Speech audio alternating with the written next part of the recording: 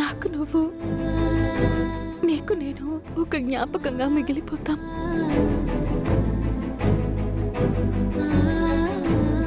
నా కోసం వెతక్కు. నేను లేనని ఏడవకే. నిన్ను వదిలేసి వెళ్తున్నానని కోప్పడకు. నీకు బాధగా ఉన్నా నన్ను క్షమించరా. మీ నాన్నగారు నిన్ను బాగా చూసుకుంటారు. అసలు నీకు ఏ లోటు రానివ్వరు.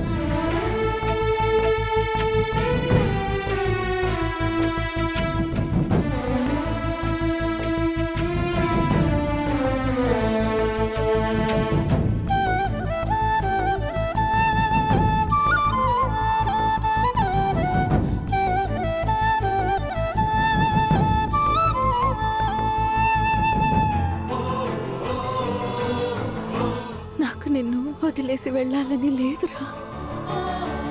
నీతో, మీ నాన్నతో ఉండాలని ఉంది. మీ నాన్నకు నా మనసులో మాట చెప్పాలనుంది. కానీ నేను వెళ్ళక తప్పదు. మిమ్మల్ని వదిలేసి వెళ్ళిన మరుక్షణం నేను మానసికంగా చచ్చిపోయినట్టే. బ్రతికున్న జీవోత్సవాన్ని అవుతాను. ఆ విషయం తెలిసే నేను వెళ్ళిపోతున్నానురా. నేను వెళ్ళిపోయాక మీ నాన్నగారు తట్టుకోలేరు. ఆ విషయం నాకు తెలుసు. ఎవరో కన్న తల్లి తన బిడ్డని వదిలేసి వెళ్ళిపోతేనే ఆ తల్లి బిడ్డని కలిపే వరకు ఆయన తల్లడిల్లిపోయారు. అలాంటిది నేను వెళ్ళిపోతే ఆయన అస్సలు భరించలేరు. కానీ నేను వెళ్ళక తప్పదురా. నేను వెళ్ళాక ఆయన నువ్వే ఓదార్చాలి. ఆయన నన్ను నీలో చూసుకోవాలి. నువ్వే ఆయనకి ఏ లోటు రాకుండా చూసుకోవాలి. నిన్ను ఆయనకే, ఆయనని నీకు అప్పచెప్పి వెళ్తున్నాను.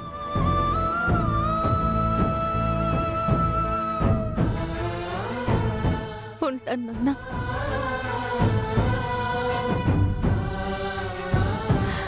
మళ్ళీ జన్మంటూ ఉంటే, ఆ జన్మలో నాకు అదృష్టం ఉంటే నిన్ను, మీ నాన్నని కలుసుకుంటానురా. ఇక ఈ జన్మకి, ఈ జీవితానికి సెలవు కన్నా.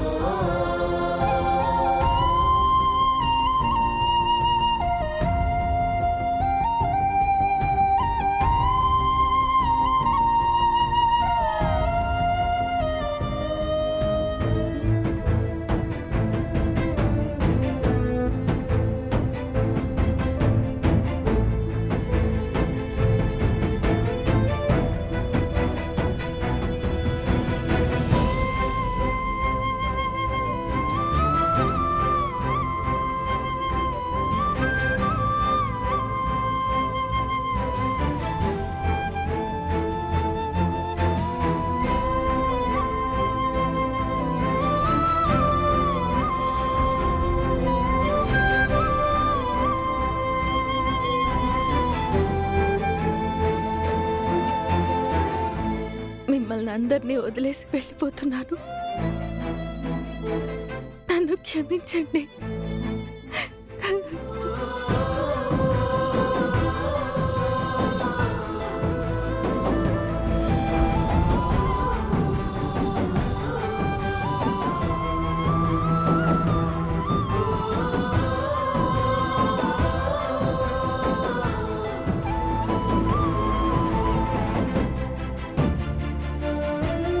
నేను వెళ్ళిపోతున్నాను.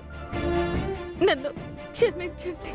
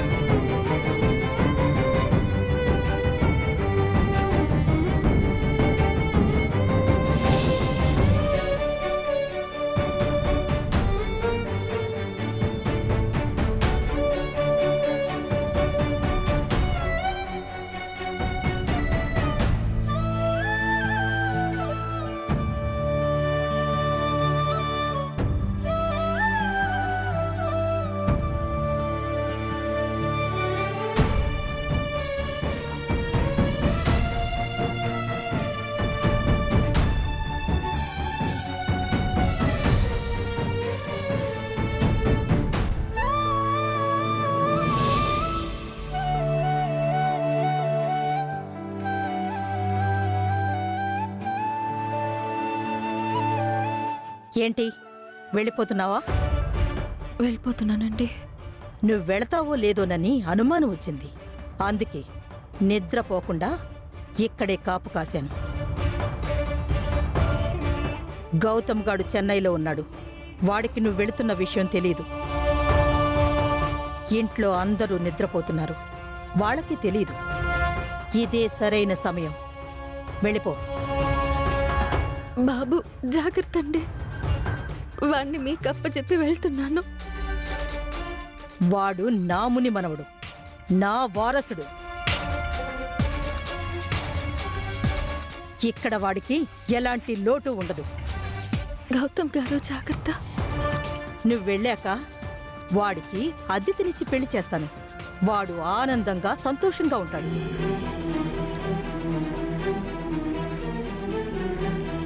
రేపు నేను వెళ్ళిపోయానని ఇంట్లో అందరికీ తెలుస్తుంది. నా గురించి ఏదో ఒకటి చెప్పండి. ఆ విషయం నేను చూసుకుంటాను. నువ్వైతే మళ్ళీ తిరిగి రాకు. వీలైనంత దూరంగా వెళ్ళు. మళ్ళీ చెప్తున్నాను, ఈ ఇంటి వైపు వచ్చావో చంపేస్తాను. నువ్వెక్కడున్నావో, ఏమైపోయావో ఎప్పటికీ ఎవ్వరికీ తెలియకూడదు. అలాగేనండి, వెళ్తున్నాను.